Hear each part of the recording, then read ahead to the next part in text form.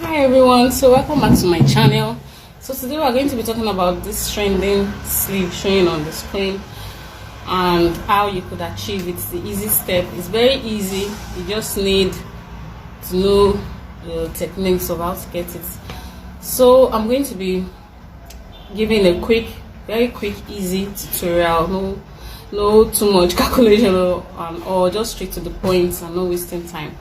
So thank you for stopping by. So guys, please subscribe to my channel and also please like this video and share if you find this tutorial interesting. You can share to your friends and also you can download. So thank you and let's go to the tutorial. So the first thing we'll be doing is the first thing you need to do now is to measure your client, how you want the sleeve to be. If it's going to be up, that's from the chest point to maybe standing very firm, you need to take the measurement. Then if you want it from the shoulder point, from the chest to maybe falling shoulder, just like in the screen I'm showing now, falling shoulder, then you have to take the measurement from here to the back of where you stitch it at the back. So you need to take the measurement. It's very important. If you don't take the measurement, then you won't know what to do. So there are different ways you can be creative with your own design. Like this picture here, you can see how twisted the person twists it. Not really twist, like fold it, try to create a different design. Then this other picture, you can see this one is big and is falling the fall shoulder.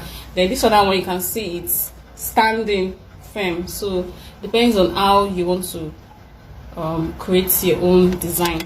So you just have to be creative about it. If you want it very big, if you want it very small, depends on the preference of the customer or you as a designer, how you want to go about it. So guys, let's get to work. So the first thing we're doing is to take the measurement. So let's go to my let me use a pin so I can hold this. Yeah, I think like this is better.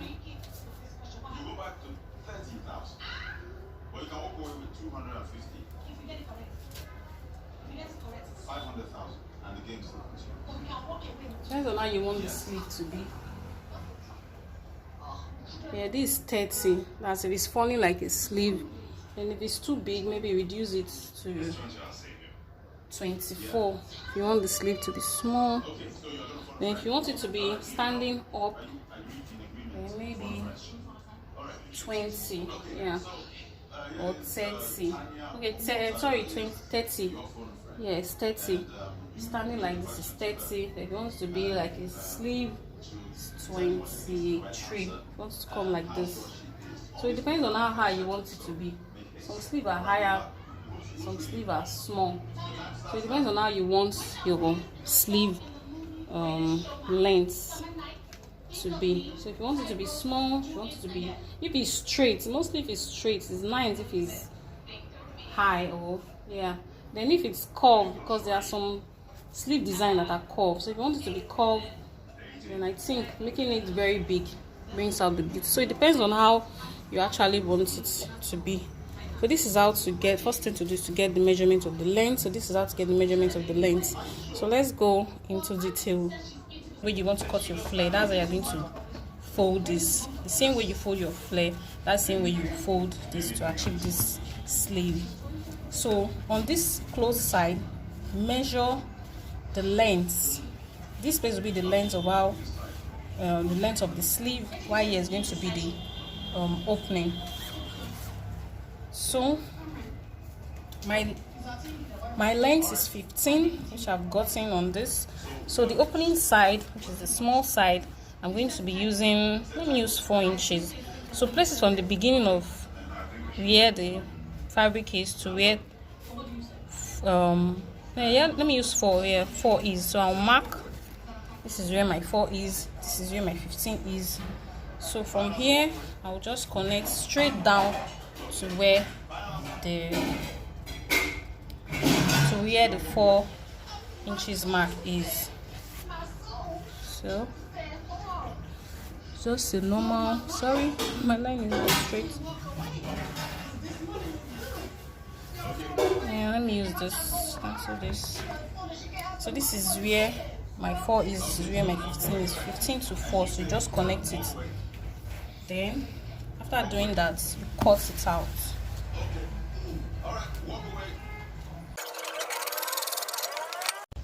So after cutting, this is how it's going to be. Because you folded it into 2, so 4 plus 4 is going to give you 8. So the full length will be 8. Then this piece will be 30. So this is how it's going to be. Then the next thing for me to do is to add my hard stay. So when you open it, you get it full like this.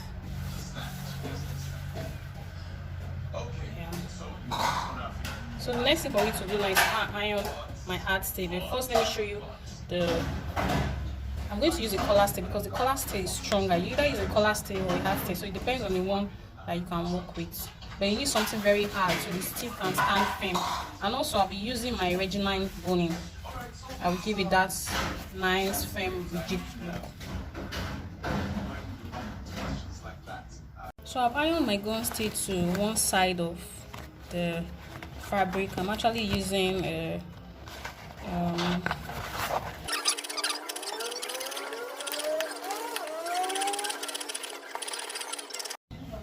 so this is the second part. You know, it has like a 2. You are going to be cutting a 2 piece. The first one is for you to add your gum stay on it, then the second one is for covering this gum stay side. So that's why you are cutting it 2 pieces of this. So the next thing for me to do now is to go and run my Reginine boning from here down. After fixing that, you see the rigidity of this. So I'm done sewing the Reginine boning on it.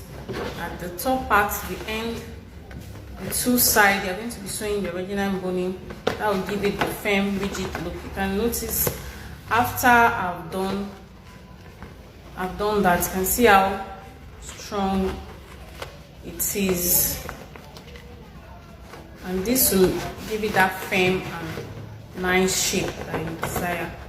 So that's important of using the Reginine boning with the collar gun together. That's the effect, to give you that nice effect that you need.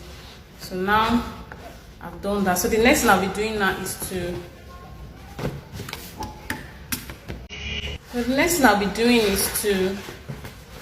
use the other side, because remember I told you you're going to cut 2 of this. So I want to cover this rough side, because this side is not supposed to be showing.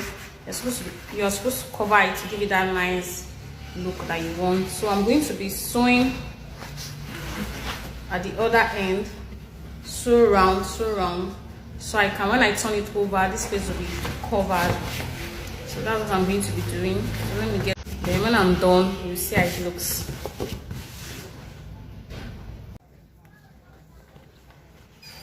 So when you're sewing it, you'll be leaving 1 inch allowance, so it will be easy for you to turn. So when you are turning the fabric inside and out, to be easy, you can see I stitch at the other side of the, so that I can cover this rough side. So you'll be stitching at this side, leave 1 inch sewing allowance, so when you turn it over, it will be easy. It will be easy for you. So that's why it's fine for you to leave 1 inch sewing allowance when you are sewing. So let's turn it inside out.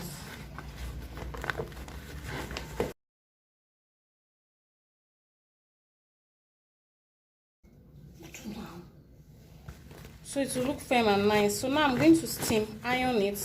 So when I'm done ironing it, then I'll bring it back for you guys to see. So I'll give it a nice press. So let me go iron it, then I'll bring it when I'm done. You see how it looks.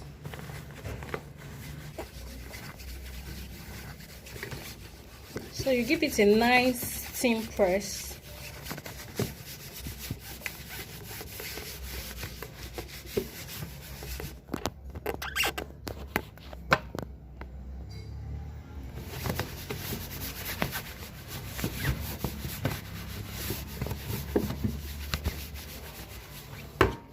So after ironing it, this is how it's going to look. You can see how firm it's looking. So with the help of this with the help of this Reginine boning, you can see how firm it's looking. The collar stay. So that's the effect of using the collar stay and a line bow. This edge with needle, stitch this side, then stitch this other side with needle. I'll be using needle to do this, so I'll just tack this side, tack this side. So you'll be using the needle and thread to tack the edge first before taking it to the dress. You just want it to stay firm.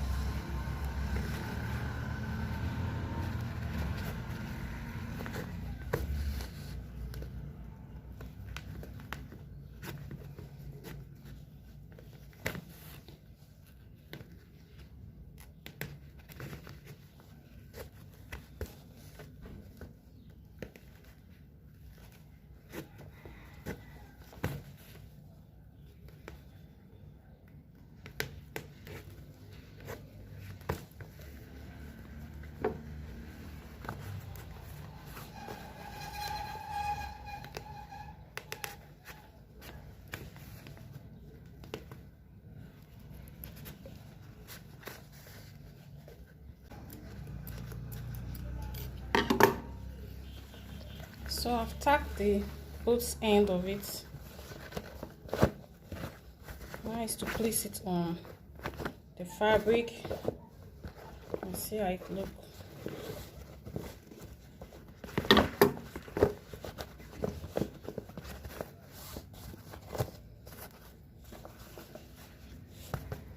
So now is to place it on the fabric and see how strong and firm it's looking. So let's take it to the mannequin and see how it's going to look. Then you cover it with your design. If you have your design, just cover it like this here. After tacking it, then you cover it with your design. That will give it a nice shape.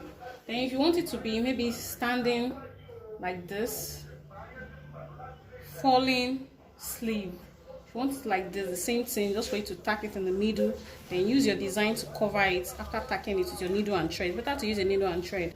You fold, or you fold like this at the back, then you stitch.